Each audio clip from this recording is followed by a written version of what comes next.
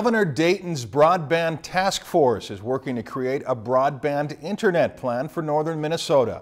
The task force is made up of volunteers representing education, healthcare, commerce, and business. Lacey Monteleone has more on what the task force has achieved so far, as well as what still needs to be done.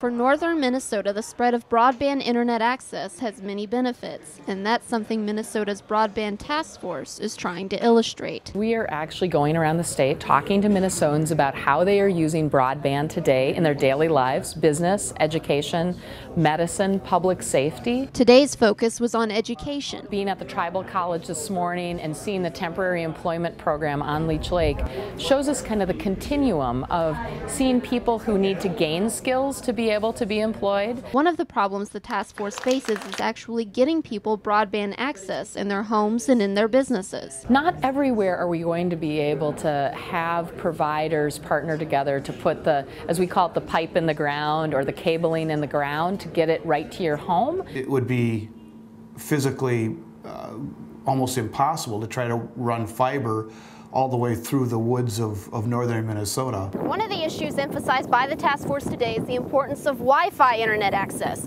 That way, when you're literally in the middle of nowhere, you can still use your cell phone. If you can imagine, a lot of people travel around, and if you don't have access where you're heading to, it makes it difficult to continue to be able to do your work. Another issue faced by the task force is making sure that Minnesotans understand the value of internet access. We see some evidence that people don't always see why it's important, and we want to make sure that people are seeing the stories of why it's so important to be connected to the internet. Today's task force saw some of those success stories at the temporary employment program in Leech Lake. The coordinators of the program are working with the Tribal College and with the other community colleges in the area to make sure the next level of training is available. Kelliher says that is good news for jobs. Employment in these areas are going to grow in Minnesota over the next 10 years. And for the task force, getting the public to recognize those benefits of the internet is the goal. Lacey Monteleone, Lakeland News.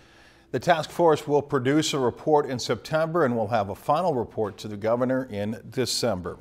If you've enjoyed this segment of Lakeland News, please consider making a tax-deductible contribution to Lakeland Public Television.